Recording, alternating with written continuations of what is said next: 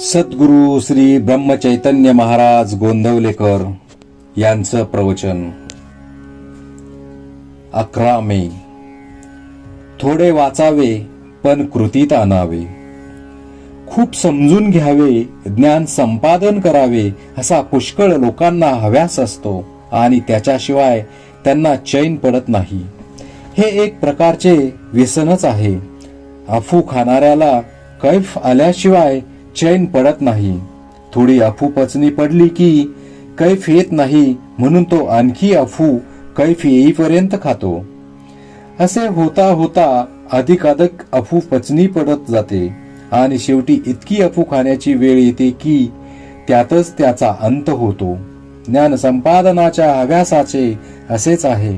म्हणून थोडेच वाचून समजून घ्यावे आणि ते कृतीत आणावे, नाहीतर जन्मभर ज्ञान संपादण्यात वेळ जातो आणि कृती न झाल्या कारणाने पदरात काहीच पडत नाही.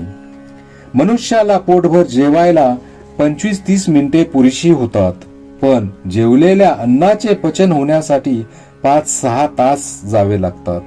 मनुष्य एक सारखा जर खातच राहिला तर त्याला अजीर्ण होऊन तब्येत बिघडेल आणि त्यातच त्याचा अंत होईल.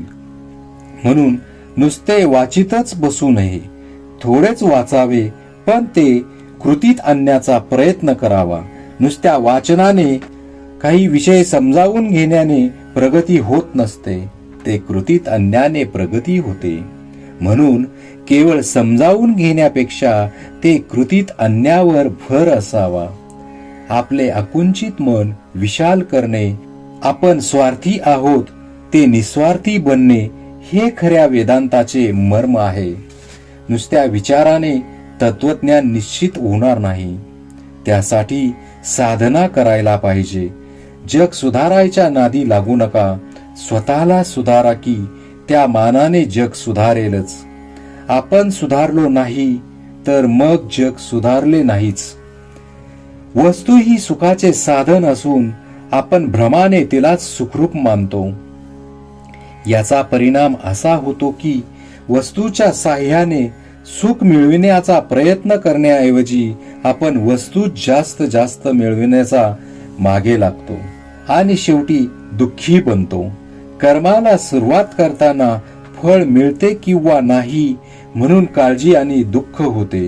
कर्म करीत असताना फळाकडे चित्त लागल्याने कर्माचे कष्ट होतात म्हणून दुःख होते.